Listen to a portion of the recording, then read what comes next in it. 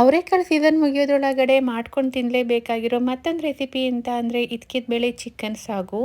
Taste ಅಂತೂ super ಆಗಿರುತ್ತೆ. ಒಂದ್ಸಲ ನೀವು ಕೂಡ ಮನೆಯಲ್ಲಿ ಟ್ರೈ ಮಾಡಿ. ಮೊದಲಿಗೆ ಒಂದು ಪ್ಯಾನ್ಗೆ ಎಣ್ಣೆ, ಧನಿಯಾ, ಜೀರಿಗೆ, ಕಾಳುಮೆಣಸು, ಸೋಂಪು, ಚಕ್ಕೆ ಲವಂಗ, ಶುಂಠಿ ಬೆಳ್ಳುಳ್ಳಿ, ಈರುಳ್ಳಿ, ಹಸಿಮೆಣಸಿನ್ಕಾಯಿ, ಗೋಡಂಬಿ, ಸ್ವಲ್ಪ ಒಣಕೊಬ್ಬರಿ ಹಾಕಿ ಫ್ರೈ ಮಾಡಿ. ಲಾಸ್ಟಲ್ಲಿ ಕೊತ್ತಂಬರಿ, ಪುದೀನ, ಮೆಂತ್ಯ ಹಾಕಿ ಬಾಡಿಸಿ ನುಣ್ಣಗೆ ಪೇಸ್ಟ್ ಮಾಡಿ ಎತ್ತಿಟ್ಕೊಂಡಿದ್ದೀನಿ.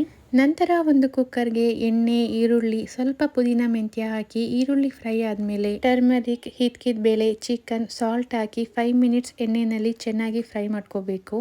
ನಂತರ ಇದಕ್ಕೆ ರುಬ್ಕೊಂಡಿರುವಂಥ ಮಸಾಲ ಪೇಸ್ಟ್, ಟೊಮ್ಯಾಟೊ ಪ್ಯೂರಿನ ಸೇರಿಸ್ಕೊಂಡು ಚಿಕನ್ ಜೊತೆ ಚೆನ್ನಾಗಿ ಮಿಕ್ಸ್ ಮಾಡ್ಕೊತಾ ಇದ್ದೀನಿ.